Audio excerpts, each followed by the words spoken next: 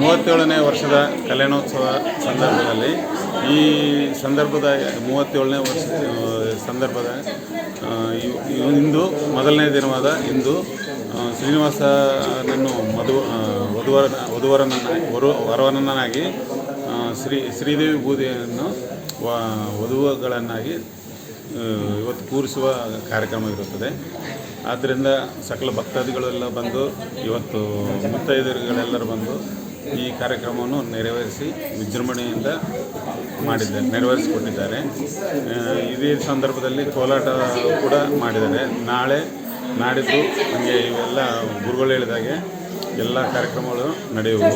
ಅದೇ ರೀತಿ 20ನೇ ತಾರೀಕು ವಿಶೇಷವಾಗಿ 20ನೇ ತಾರೀಕು ಏನೆಂದರೆ ಸಾಮೂಹಿಕ ವಿವಾಹ ಮತ್ತು ಸ್ವಾಮಿಯ ಕಲ್ಯಾಣೋತ್ಸವ ಎರಡೂ ಕೂಡ ಒಂದೇ ದಿವಸ ನಡೆಯುವು. ಆವತ್ತು ಬೆಳಗ್ಗಿನಿಂದ ರಾತ್ರಿವರೆಗೂ ಅನ್ನಸಂತರ್ಪಣೆ ಕಾರ್ಯಕ್ರಮ ಕೂಡ ಇರುವುದು. ಆದ್ದರಿಂದ ಭಕ್ತಾದಿಗಳೆಲ್ಲರೂ ಕೂಡ ಎಲ್ಲ ಭಕ್ತಾದಿಗಳು ಸಹಾಯ ಸಹಕಾರದೊಂದಿಗೆ ಈ ಕಾರ್ಯಕ್ರಮವು ಜರುಗಲಿದೆ.